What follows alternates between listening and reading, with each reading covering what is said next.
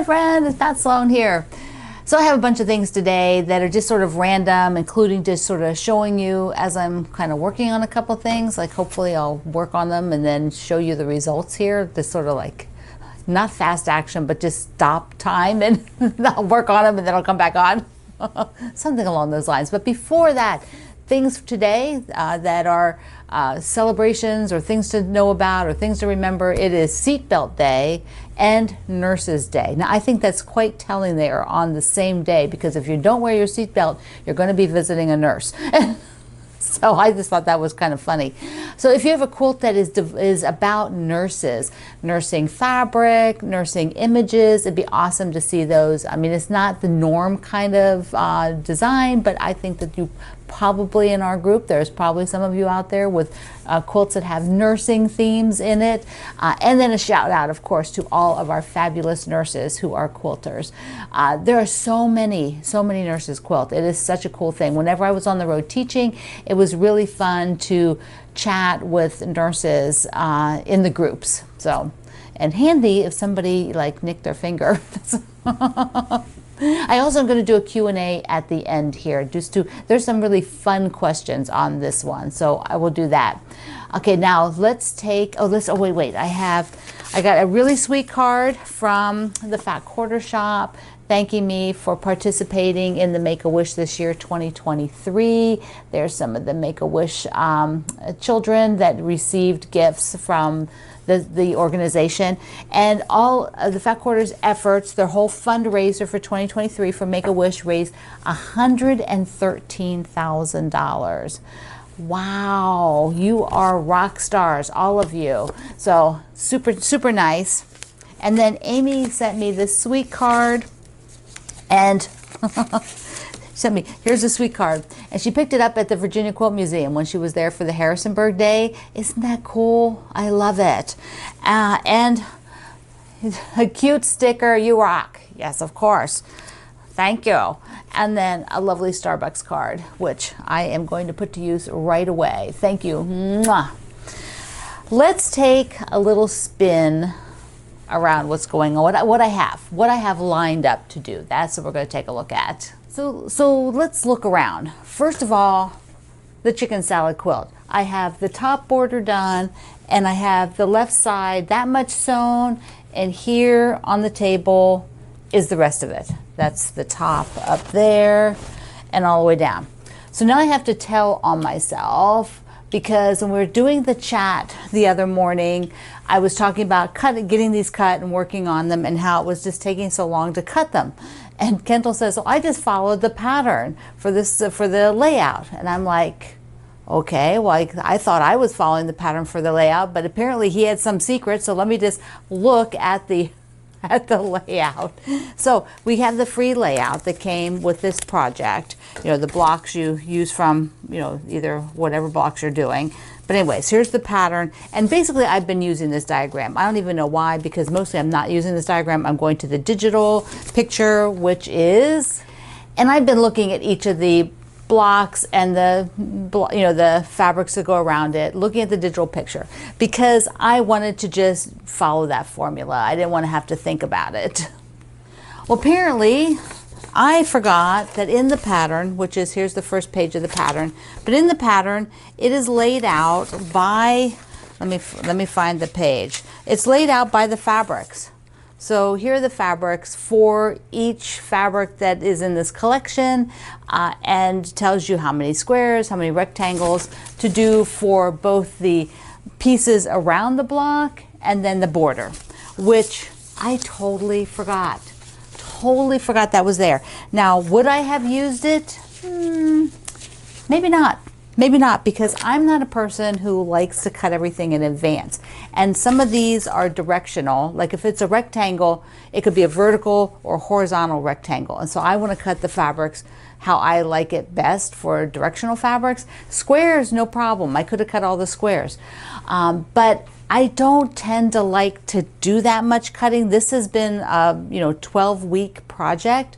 And so I didn't want to have to stack and track and sort all that stuff for 12 weeks. So I have been just cutting what needed to go around each block and sewing it on as I needed it, rather than having these stacks to go through. So there's different methods of working. Now, if you were not taking 12 weeks to do this, if you got it and you were working right through, then cutting them all in advance would probably have been the really smart thing to do. And then doing a little analysis on the rectangles. So if you got to a rectangle, you would, do I have a rectangle here? Yes. So like here, this one. So here, this rectangle, if it had been going this way, I would want the windows to go up and down and not horizontal. So this one was cut for horizontal. So that was it was I felt like a dumb bunny. I felt like a dumb bunny when I went and looked at this and said, oh, I could have just followed the cheat sheet here. But I don't think I would have, because I don't really like to store things like that.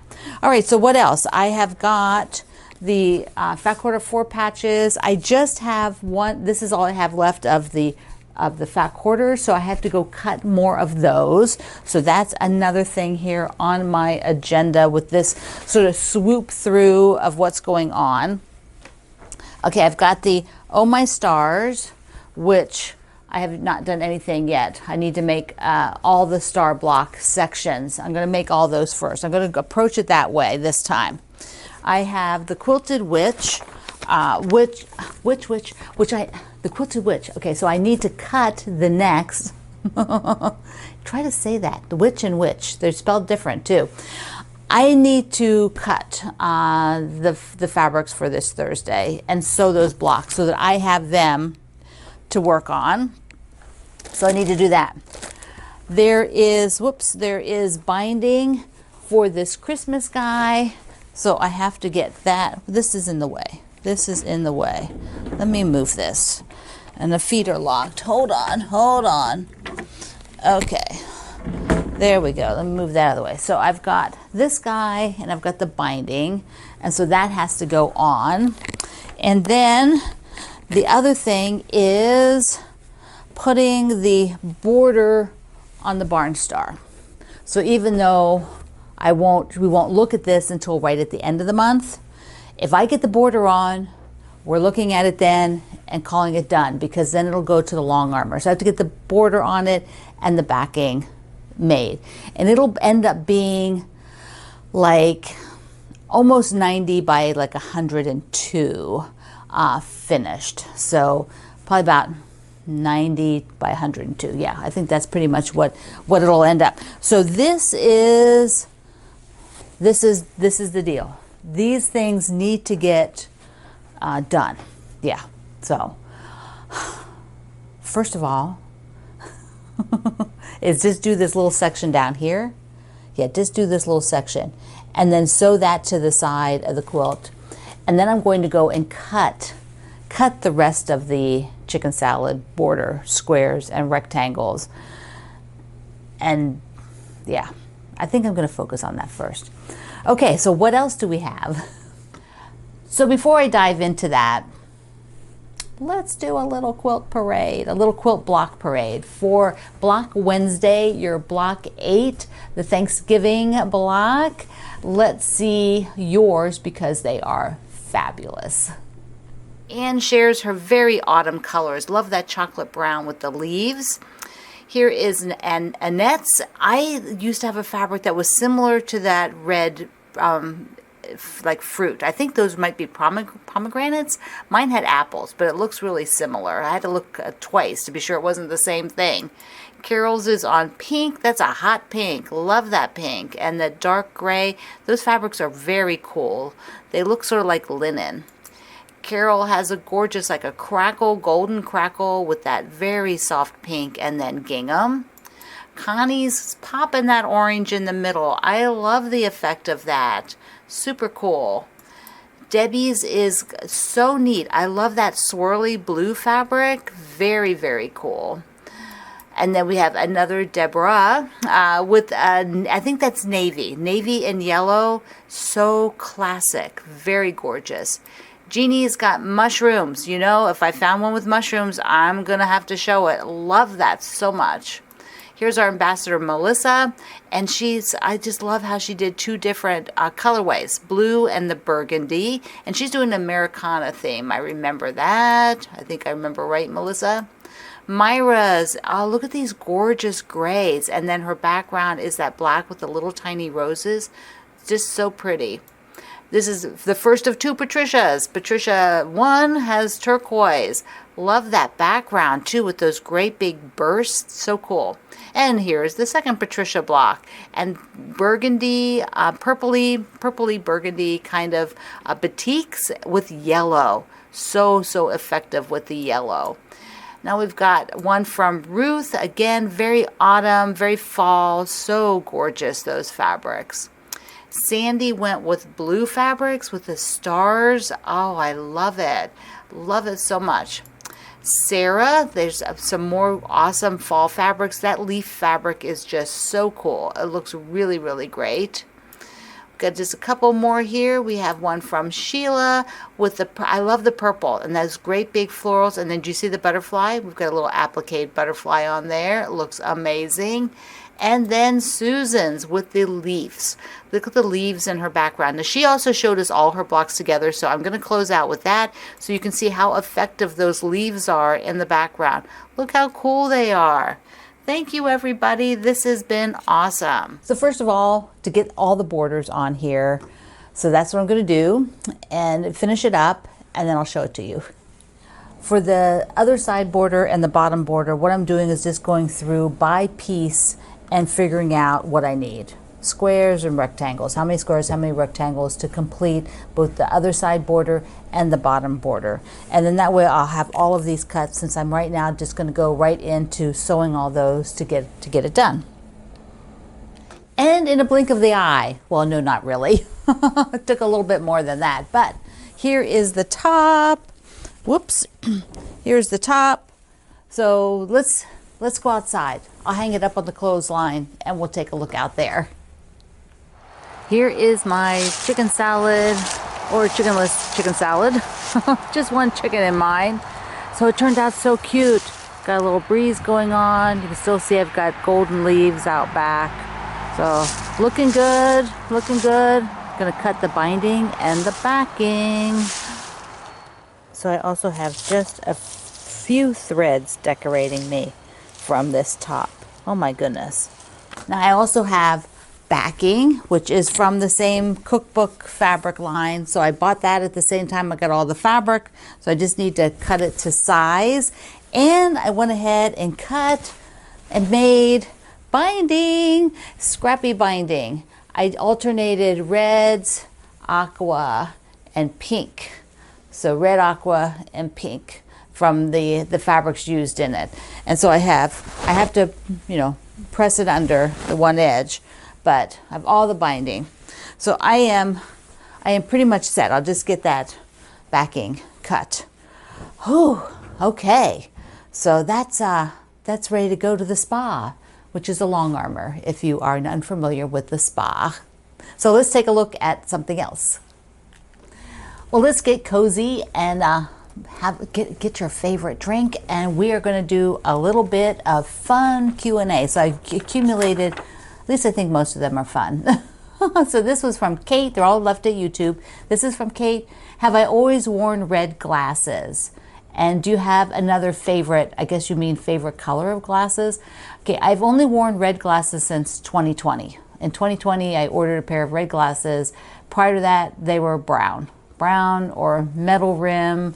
I never had a color of glasses prior to that. And I am not a person who can switch my glasses out. I have to have the one pair and only wear that pair, and that's it. I have trouble even switching to prescription sunglasses. It just, my eyes do not adjust, so it's red. It's been red. This is the second pair of red since 2020.